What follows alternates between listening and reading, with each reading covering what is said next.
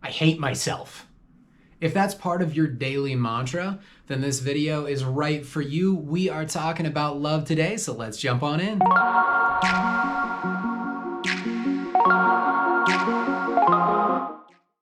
Welcome back, everybody. I'm AP Raleigh, author of Abide, and I make content to help people out with difficult questions in life and grow their faith. If that's something that you like to, go ahead and hit that like button down below and subscribe today. Now, when we are talking about love, it is important to define what we're looking for. Most of the time, we are talking about the feeling of love. And we'll just go in that real quick. The feeling of love, when we put it that way, all that is a really strong like. So we have this little ratio here, this little scale. Right in the middle is nothing. I could care less what's going on with this person, place, or whatever noun we have. Then we have like. I like it, so it's good. Then we have love, which is I just like it a lot. That's the most I can like it. On the other side, of course, we have I dislike it, and then I hate it. Now, the problem with that is all we're really doing here is defining a scale. There's no active part of love. Love would then be something we have no control over. There's no way to stay in love. You know, people would talk about falling out. Of course you fell out of love. There's no way to hold on to a feeling or emotion. You can't generate it. You can't force it. And I mean, we can do a little bit. Let's be fair there, but we can't control our emotions. We have the ability to manage them, but we don't have control over them. I can't force myself to like something forever.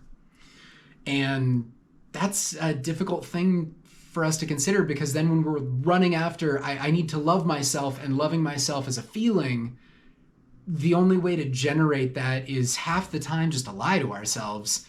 And that doesn't feel quite right, because it's a little bit hard to lie to myself since I know what I'm doing.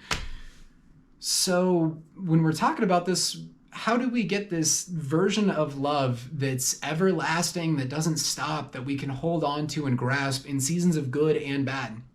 Well, for that, I go for the biblical definition, and the biblical definition of love is not a feeling. And what I mean by that, it doesn't mean it doesn't have some feelings involved, but what I mean by it's not a feeling is that it's an action. It's something that we can actively do. When the Bible says love your neighbor as yourself, first off, I have to love myself, and I can't be commanded to do that if that's not even possible. But to love my neighbor, what if they're the terrible person?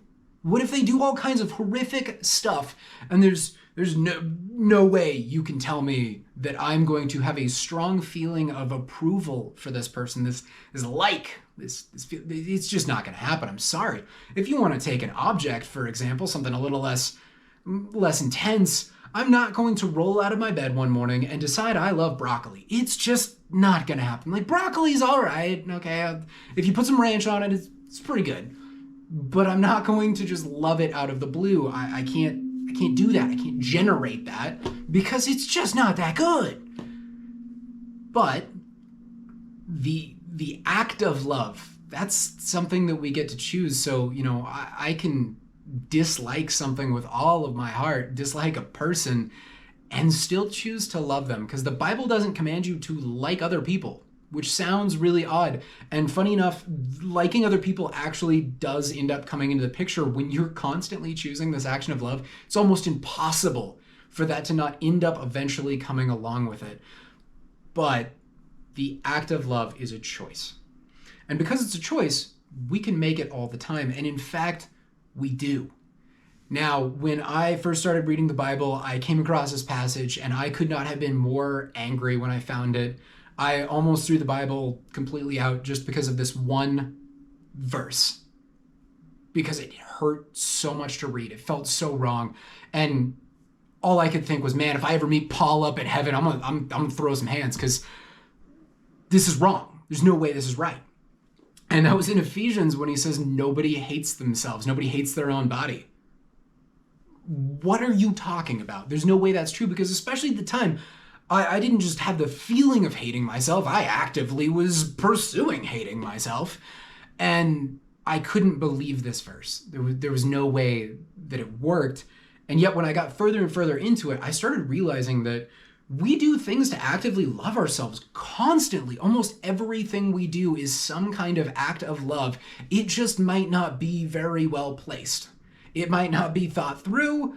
It might have terrible outcomes in the end, but we're doing it in order to somehow feel a little better. We're trying to make a situation more pleasant. The most selfish action, we'll talk about this is selfish and wrong, or we're turning to an addiction and that's horrible. What a terrible thing to do to yourself. And yet the reason we went to that in the first place was to escape some terrible thing that's going on that we just can't handle.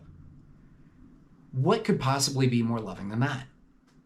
Now, yes, in the end, terrible mistake. We get that. It's going to cause problems as we go down the road. But right here in this one single moment, if we take that and pull it out, the fact that someone went to a terrible addiction in order to escape this negative feeling that they couldn't take for a second longer, that was an act of love to themselves, even though they're saying they hate themselves.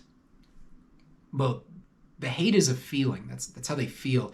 And the act doesn't make any sense. It wasn't smart. It wasn't thought out. It wasn't good.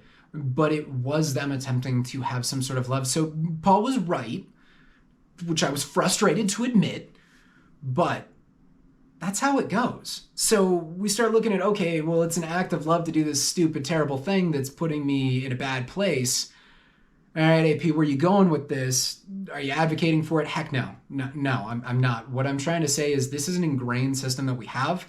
All we need to do, it's really simple. If we want to love ourselves, is align it with the correct direction. And how do we find that? What is it? We find it in God. And thankfully, he put in the Bible an amazing definition of it. Just for us. Super easy. That love is patient. Love is kind. It doesn't envy. It doesn't boast. It's not rude. It's not self-serving. It's not easily angered. And it doesn't keep a record of wrongs. Now, love hates evil, but it rejoices in truth. And it always protects, always trusts, always helps, and always perseveres.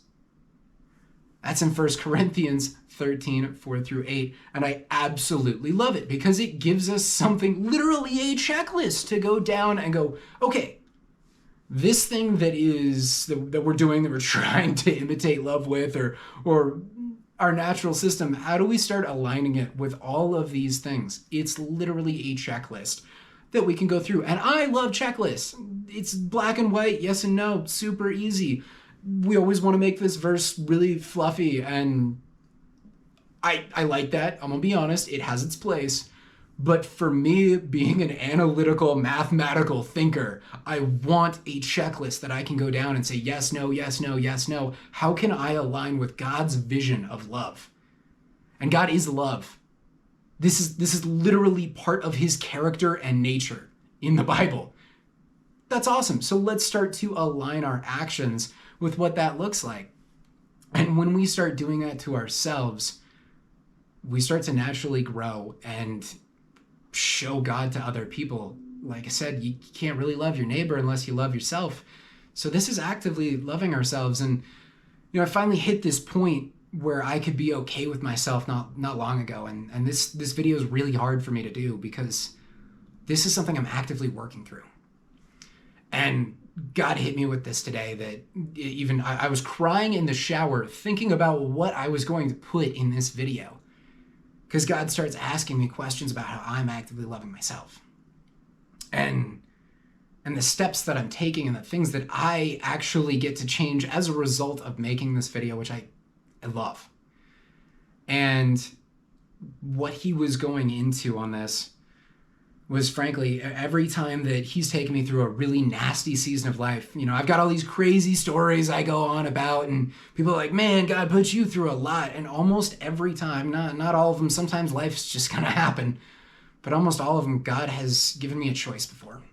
And he said, AP, you got to learn this, and we can do this the easy way, and it's gonna take a while, or we can do this the hard way, and it's gonna be done tomorrow. And I've never once not said the hard way. And that's on me a little bit, that I've gone through some of these really nasty situations. But that progression has always been the first and foremost thing, because I never wanted to choose to actively love myself. It mattered a lot more that I got these answers, and I don't regret those decisions, But God asked me, how often have you given yourself a choice? How often have you jumped into some sort of nasty project or big situation and given yourself the choice to do it or not do it, the choice to fail, and accepted that? And I was baffled because my answer was never, not once have I actively loved myself in order to do that. So as I wrap up here and give you guys the challenge to find ways of actively loving yourself, know that this is something that I get to do with you. This is one of the beautiful moments where I got to learn together that this question was not just someone else's, but it was mine. And it was deeply personal to me. And so this week I'm finding ways to tone down my workload, to increase the amount of time and the grace that I give myself, and actively finding ways to love myself and just show myself on a daily basis that, hey, I love you in the same way that God is loving you. Beautiful thing. So if this video has been helpful to you, go ahead, like and subscribe down below. If you've got more questions, please ask away. And as always, check out my latest book, Abide, available on Amazon.